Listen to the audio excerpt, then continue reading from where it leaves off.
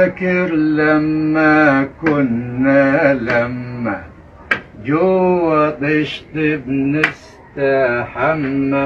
فاكر لما كنا السلام عليكم ورحمة الله وبركاته. يا أهلا بيكم على مطبخ سيد أفندي المفلس دائما والمسكين. لايك وشير.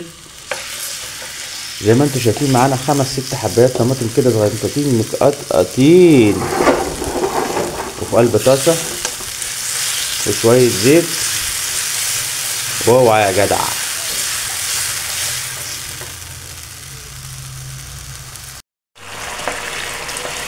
زي ما انتم شايفين خدعناها. هننزل بصلايه جميله زي ما انتم شايفين اهي، بصلتين صغنطتين، ونسيبهم يتمكسوا مع بعض.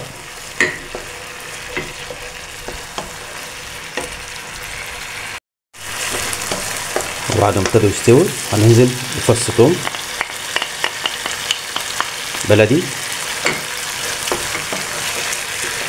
ونقلب.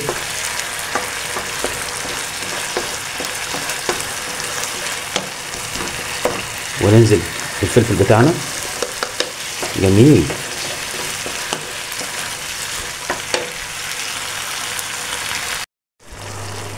شايفين اتمكسوا ازاي مع بعض. هننزل بقى بالفول بتاعنا الجميل دوت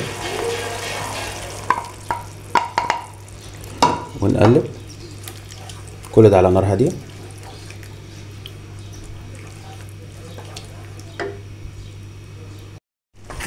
وزي ما انتم شايفين ابتدوا يستووا مع بعض كده وياكلوا مع بعض. هننزل بقى ايه بمكعب شوربه دجاج.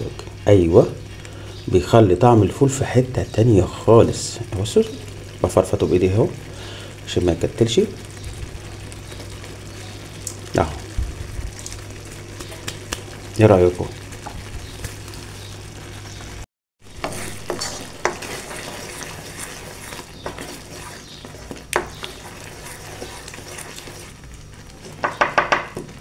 وبعد ما قلبنا تمام هننزل بقى معاكم زي ما انتم شايفين بالبهارات بتاعتنا. كمون، بهارات لحمه، سكر عشان الحموضه، وملح.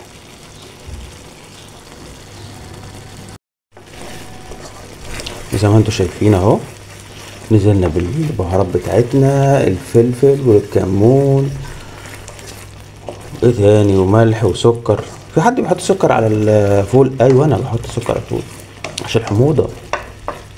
وممكن احط بابريكا، وممكن احط قرفه لو انتوا عاوزين، وممكن احط بيض، وممكن احط زيت زيتون. بس زيت الزيتون على البارد، لازم تكون الاكله بردت، هيدي طعم بقى ايه خرافه.